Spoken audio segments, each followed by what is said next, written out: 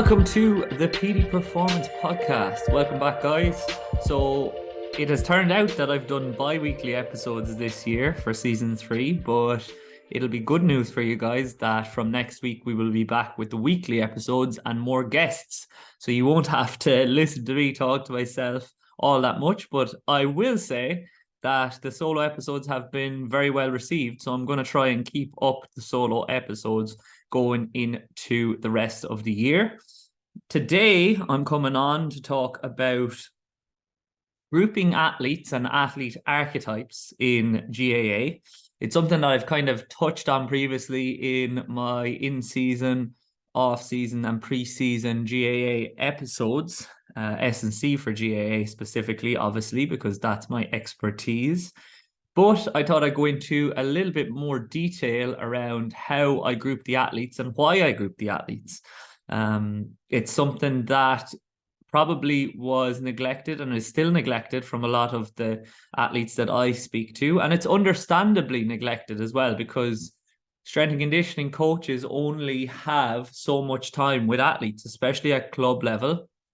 As well as that, most strength and conditioning coaches at club level are drafted in to work with simply one team, and they have a whole other job that they're doing to pay the bills, and typically they're not paid very well for that work with that one team.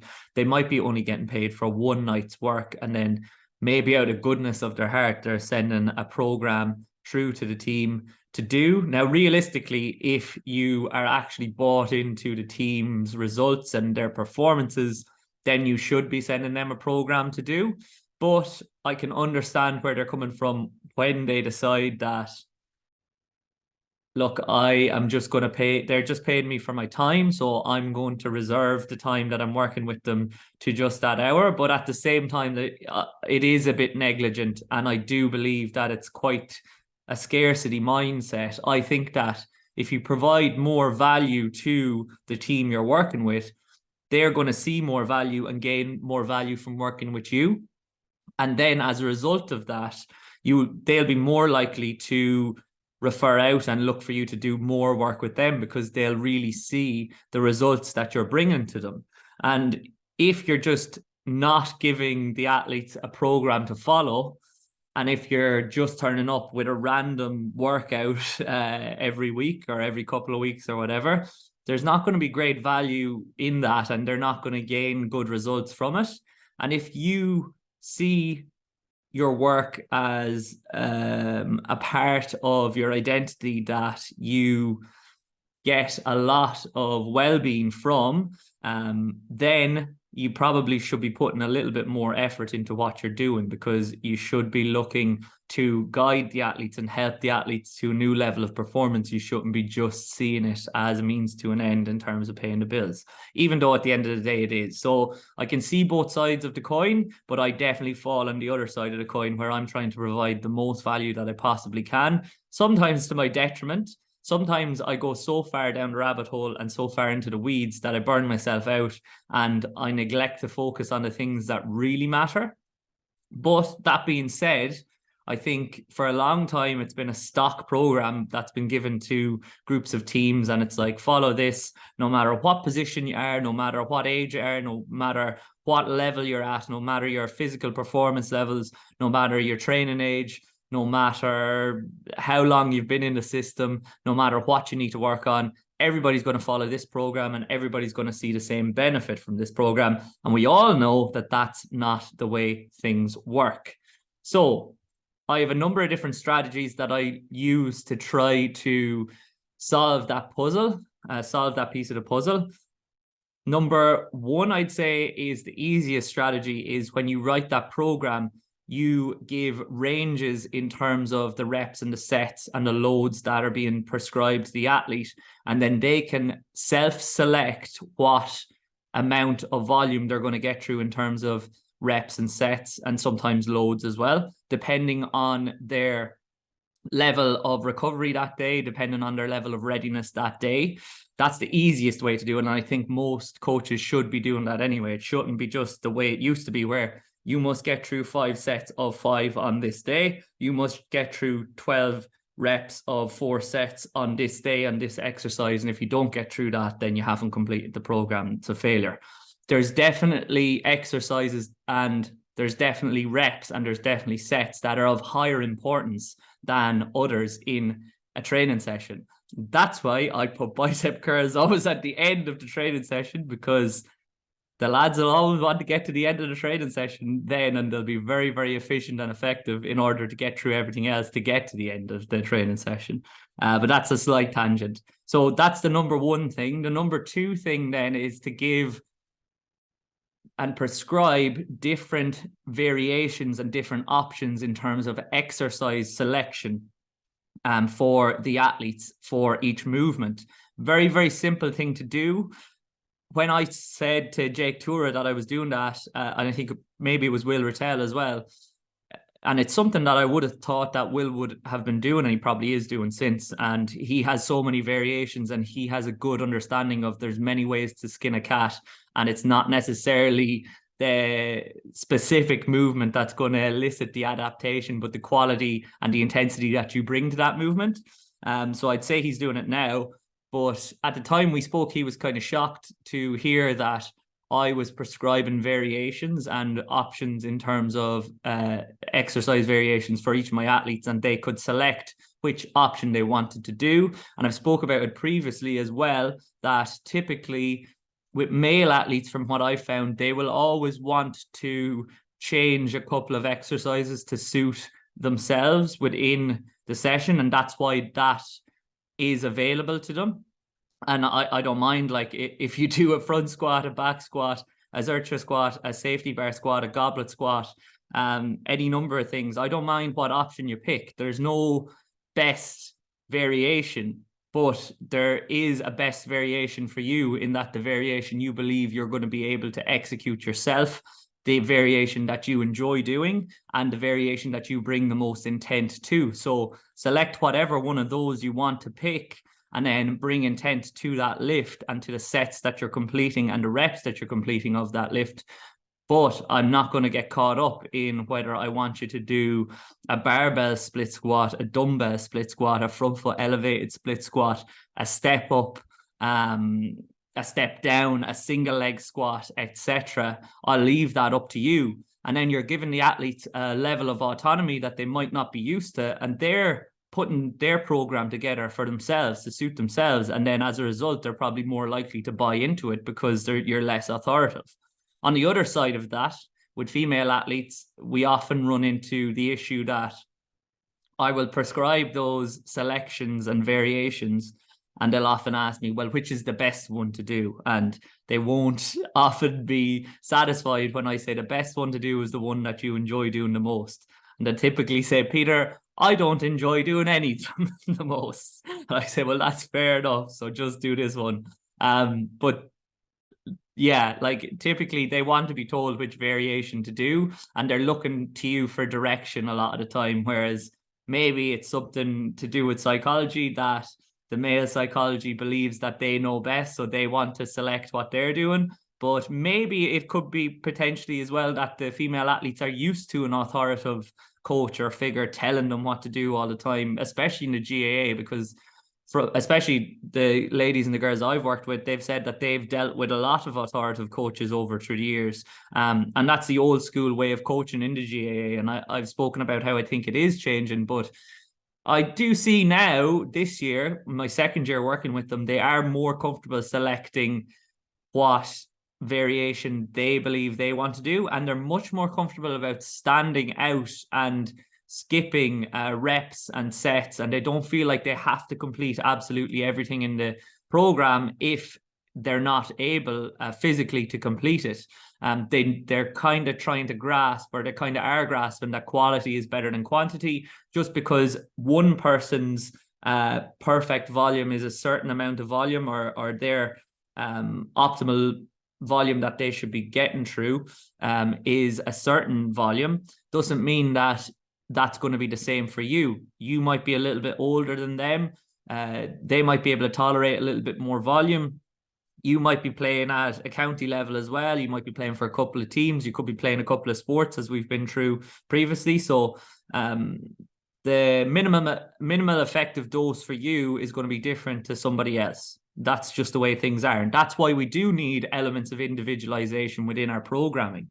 And those are the two ways that I would say are the easiest ways to write just one program, but still allow for elements of individualization within the program. And typically when I was younger, I would have just wrote the same program and then maybe told the athletes specifically that, okay, you're not to do a back squat because you are a lot taller, you're going to do a trap bar deadlift instead. And I wouldn't have actually had it on paper. They would just know from their interactions with me. But as you move through your career and you deal with more and more athletes, and you have to speak and converse with all of them, you're not just with one team anymore. It doesn't become possible to have a one-on-one conversation with every athlete that you're coaching on a weekly basis, even though I try to. But if I'm coaching in a club and say I'm coaching hurlers, footballers, ladies footballers, and then you have all the minors as well, that's coming to more than 100 people. Then you have to talk to coaches as well, so it might not be as possible. And that's why I refer out and get the interns and assistants in to give me a hand, because then you're still getting the element of individualized one-on-one soft coaching skills and the conversations that are important. And then they'll keep me updated as to how various athletes are feeling, who we need to kind of protect from themselves, who we need to push on a little bit.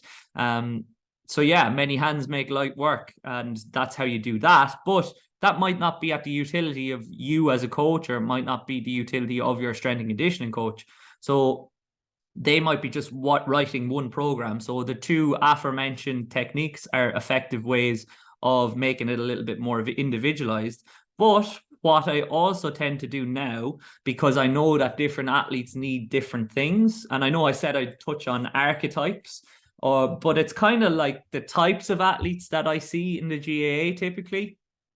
And a general approach isn't going to work. It's going to work for a certain amount of time, but it's not going to work optimally for everyone. And that's why we must individualized. But the three types of athletes that I typically see within a team environment are, I see athletes that need to improve their strength. I see athletes that need to improve their stiffness or reactivity and their ballistic strength. And then I see athletes that probably need to improve both. They're probably somewhere in the middle. And that's just me splitting it up into three groups for ease of use. You could easily just split it into two and say athletes that need to improve strength and athletes that need to improve reactivity and elasticity. But I believe that there's probably three groupings. And a lot of the time, those groupings are based on age level, training age, and experience in the weight room, experience with physical training. So that first group that needs strength, they'll typically have a lower training age. Their movement ability within the weight room maybe not at the same level as the other athletes in the group. And that's just because they haven't been exposed to it. So those athletes I typically pool into a strength and size group, and typically I will give them a little bit more volume, and the nature of their program specifically would be more towards developing strength as a physical quality, as well as focused on hypertrophy too, because typically those athletes, especially at a male level, have just come up from underage and they might struggle in Gaelic football to physically compete. But typically what I see with those athletes as well is they're typically very fast because they're a little bit lighter. So reactivity and elasticity isn't generally a problem because they play so often when they're younger that they develop those qualities naturally, a lot of the time at least. How do I assess that? I assess their movement ability in the gym by observation, I would say. Now, there are ways that you can assess whether they need more ballistic strength or they need more slower strength. And you can use testing measures like counter movement jump and squat jump to get their elastic index that I've spoken about previously, where you'll get their best counter movement jump and their best squat jump. And if that ratio of squat jump to counter movement jump is less than 0.5, then they probably need to work a little bit more on ballistic strength. And if it is greater than 0.5, they probably need to work on their slower strength qualities. But I don't typically use that, to be honest. I use a counter movement jump and an RSI on a drop jump. And if their RSI is likewise very, very high, but a counter movement jump isn't as high in terms of where they stand within the group and in relation to the typical measures for Gaelic footballers, elite level Gaelic footballers, then they'll probably be pooled into that group. And typically with a lot of this, you could eyeball and select and group the athletes just based on observation and what you know of them, as long as you know the athletes well. Like, I'm in a privileged position, or the benefit of a position that I've been working with these athletes for 3 years now. So I know their injury history. I know what problems we've run into in the previous couple of seasons.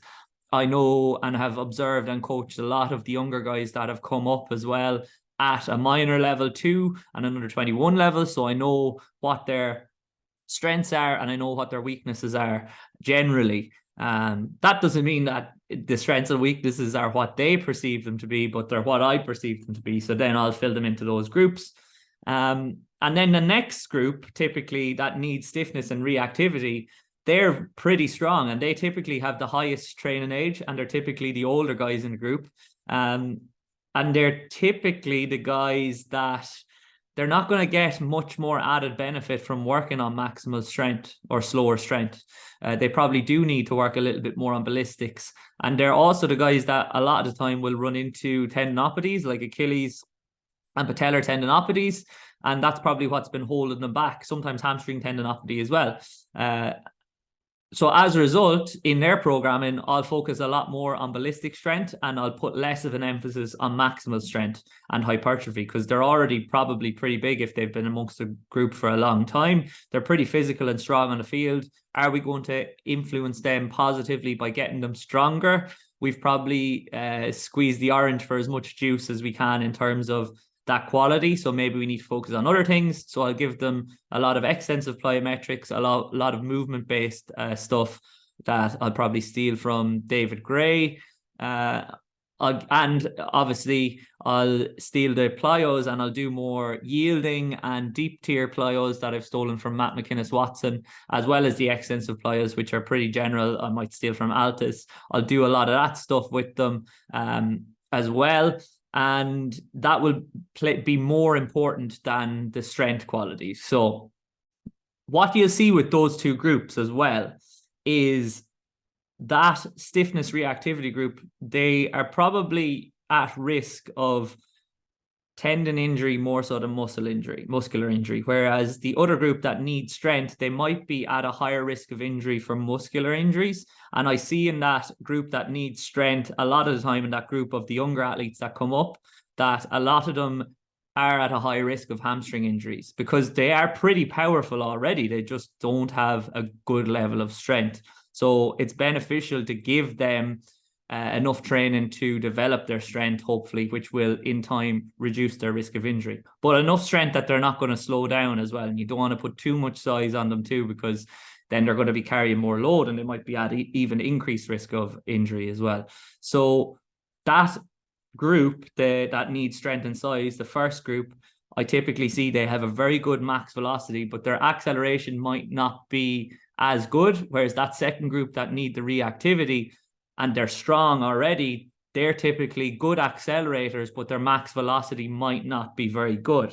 Then the third group that need a little bit of both, they're typically the athletes that I would say are in their prime in terms of their strength. They need to improve strength. They need to improve their ballistic strength as well.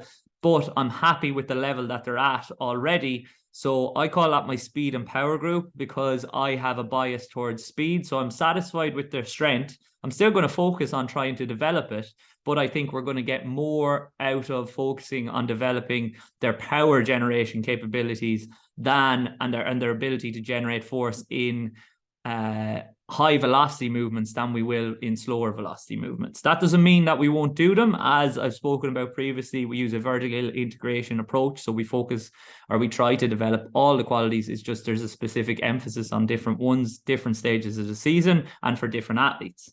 But but they're typically in the middle, and typically in age range wise, they're typically in the middle as well. They're usually from the age of about 24, 25 up to 29. And then the guys past the age of 29 typically go into this stiffness and reactivity group. That's obviously, and I'm obviously using a lot of generalizations here, but that's a lot of the time what happens. Sometimes I might see athletes that come in and they're really strong, but they need stiffness and reactivity, and they could be younger. And that might happen, but it's less common than what I've just outlined already. So then in relation to that last group, we will do a lot of exercises focused on improving their power, as well as that, because of my bias, we do a lot of exercises focused on developing and improving their ability to run and to sprint, to accelerate, to change direction, etc. But that is for later down the line in terms of maybe their specific physical prep and then their specific development phases of the programming, not during the GPP phase. Typically at the GPP phase, the sessions that they're getting through look very, very similar, other than those slight differences in terms of volume and intensity and in terms of exercises that I'll prescribe for the 3 different groups. But that's kind of what we typically would focus on. And then within those groupings, it's important that you have that one-on-one interaction and the athletes know what they need to improve upon in order to be better at an athlete. With that strength and size group, they'll know that they need to improve their maximal strength. So it's probably good to set a number of goals with that group in terms of where they're going to get in with their maximal strength lifts and their compound lifts, as well as that you can set goals with their counter movement jump and RSI2, and maybe their acceleration as well. Maybe you set a 10-meter time that you want them to get as well. As well as that, you might aim to improve their peak power with a trap bar or peak power with a barbell bench press. We measure both of those using Output Sports, and we typically do it relative to body weight as well, so that we can be very competitive amongst the group, because as I said, those players in that first group are typically the lighter players. Then with that second group, the stiffness and reactivity, a lot of the time the athletes that fall into that group, their major goal is just staying fit and staying available to the team and being available and lasting the length of the season. So you will set goals with them, and you may set goals that are in relation to how they're actually feeling and the amount of volume they're getting through. But typically what you might set with them, you might set goals that are in relation to their RSI and improving that reactivity. You might set goals that are have the goal of maybe improving their maximal speed, improving their sprint distance on game day or training sessions, and improving their HSR, so their high speed running, so the amount of high speed running they're getting through. The peak power element is probably not of the same importance with them. The 20-meter sprint time might be important with them, but with each of these athletes, you want to do a bit of a needs analysis with them in terms of what are your strengths as an athlete? What are your weaknesses as an athlete? And they'll be able to identify what they believe they need to work on. And then from the quantities and the quantitative data that you have from your testing, we call it testing, but it's really monitoring in what we do. You may be able to identify the physical qualities that they need to improve in relation to themselves, in relation to the group, and in relation to the standard measures for elite GAA players of their age level and of their training age as well. And the important thing when you're doing that needs analysis is to sit down with the athlete and actually pick their brain and converse with them. And this year, we haven't done it previously because I didn't have the resources or the time. But now with the couple of assistants that I have working with us, we're going to sit down with the athletes and actually set physical goals for the athletes to hit at periodic times throughout the season. Now, it is going to be hard because of the fixture schedule that I've gone through previously. But if we at least sit down every 6 to 8 weeks and just assess where we're at, it's probably beneficial anyway to just sit down and have a conversation with your athletes. And then aside from that, like, they'll probably want to set those physical goals, and they're very much outcome related goals, but they are process related goals as well, in terms of that, and working on that physical quality and those physical qualities is going to help them to hopefully perform better on the field physically, which will overall help the team to maybe be more likely to win. But then you might sit down with the athletes and you might go through process goals around how you're going to actually achieve the outcome goal of the measure. So what extras are you going to do? And I think that's probably neglected by a lot of GAA athletes, is what extras are you going to do? And it might be as simple as a small microdose for some of the athletes. Like maybe if you're a slow accelerator, you need to go out and pull the sled once a week or once every 2 weeks at a certain load that you'll identify with your coach. Maybe if you have a poor max velocity and you're not able to reach a high max velocity, then you need to get out and get a couple of exposures to max velocity within the week. And you need to converse with your S&C coach around what they have planned for certain days of the week, and maybe get out just 10-15 minutes earlier. If you need to improve your ability to decelerate and improve your ability to change direction, maybe you need to work a little bit on eccentric strength within the gym and do that additionally. Or you need to get out and you need to microdose change of direction and deceleration prior to training. If you're feeling unfit and you can't get through the same high-speed running volume that other players are getting through and you're struggling to last the game, then potentially you need to wait behind after training and get through a few reps at a velocity higher than 5 meters a second. Or 4 meters a second. And maybe you need to do some linear tempo. Maybe you need to do some multi-directional tempo. But none of these things are going to just get better by themselves. Sometimes it's less is more and we need to protect the athletes from themselves. But sometimes they do need a little bit extra. And it's not the amount of extras that they're going to do, but it's the quality of those extras. I've used the analogy previously and I've gone through it with athletes and gone through it with athletes that I'm coaching, both online and in person, of in the preseason, if you feel you need to do extra conditioning, then assess the RPE of the training session, the team training session you just did. If that RPE is 8, then you have a 2 left over, you multiply that by 2, you'll get 4 minutes of tempo or mass running that you can do at the end of that session. Now, you need to plan where you're going to put that into the week in relation to when your next highest intensity sessions are going to be and when your next games are going to be, but you need to converse with your strength and conditioning coach around that. At least if you know the strategy and you know what distance you should be running, like you're going to be pretty able to do that yourself. And that's about open lines of dialogue, and that's about asking their questions. And that's why you sit down with the athlete for 10 minutes, which coincidentally is what I'm going to do tonight with my group of athletes that I'm going to pick for the goal setting, or that I'm going to look after for the goal setting, not pick for the goal setting. And maybe then that is necessary as well from a tactical coach standpoint and a selector standpoint, because often in the GAA and in rugby as well, in every sport, teams and athletes can feel aggrieved and they can feel that they're not being communicated to effectively. But as I've just went through, you have so many athletes in a team, it might be hard to have a 5 to 10 minute conversation with one of those athletes regularly.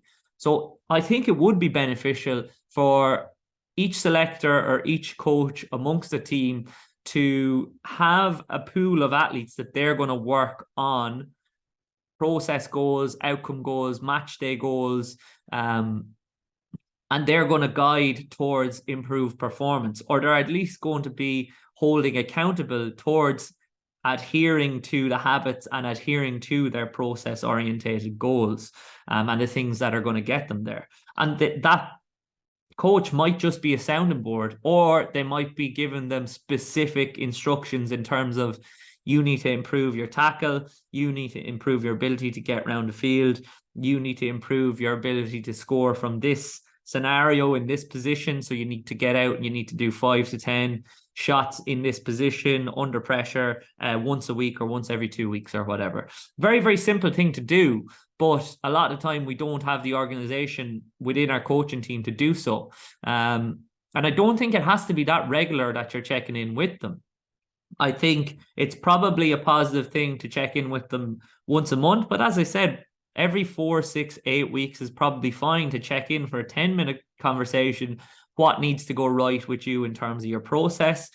And maybe the strength and conditioning coach can even impart some accountability within that structure. They might not be able to give the tactical emphasis and know specifically from a tactical standpoint what that person needs to work on, but it might be killing two birds with one stone to have them do so and sit down with that athlete and set some goals and some process goals to help them to get towards that higher level of performance that they're striving for. But I do believe that it's probably beneficial from a cultural standpoint and from a standpoint that you need your coaches and your athletes to be on the same page and conversing a lot, and you need them to be close as well and to trust each other and know what each person is doing. I think it's probably beneficial to have the selectors have a group of athletes that they'll work on the tactical stuff and then let the S&C coach and the performance coach work towards the other aspects of the game. Now, they may be giving them a hand in terms of nutritional habits, in terms of sports psychology, but the actual parts of the game, the tactical and technical parts of the game, should be probably left to the tactical and technical coach. And I think that if you're doing that, it's probably beneficial to have a coach that you trust or selector that you trust that you're working with. And before each game, send that coach or that selector a few process orientated goals or some outcome goals, personal goals that you want to hit in that game.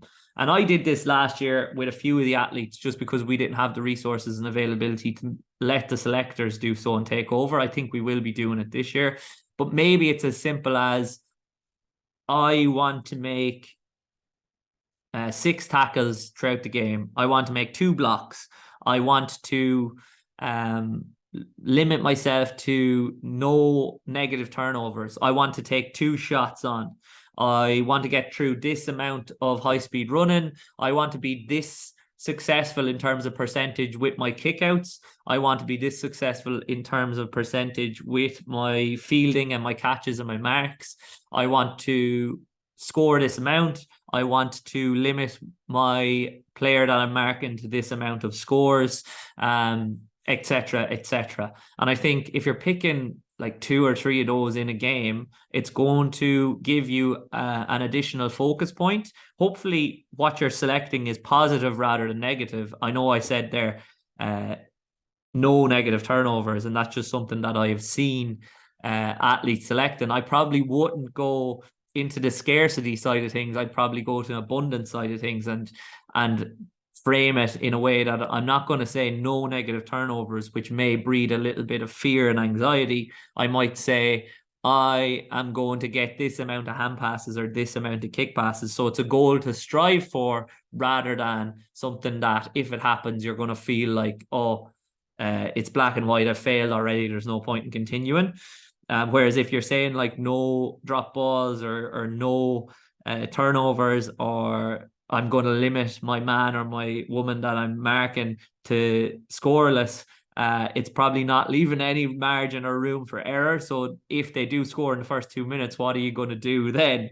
Because you've already failed in terms of your goals. So it might be more beneficial to say like I'm going to limit them to a few shots from play or something like that. 2 shots from play is what they're allowed. If they go over, they go over. You can't really control that, but you can try to limit how many times they can get on the ball, how much space they have, and how many shots they have on target, etc. And that might be a beneficial thing. But similarly, I've worked with athletes as well who don't like to focus on it to that extent. They want to just go out and play, and they don't want things to focus on in terms of their performance to try to lead to a higher level of performance. And that's perfectly fine as well.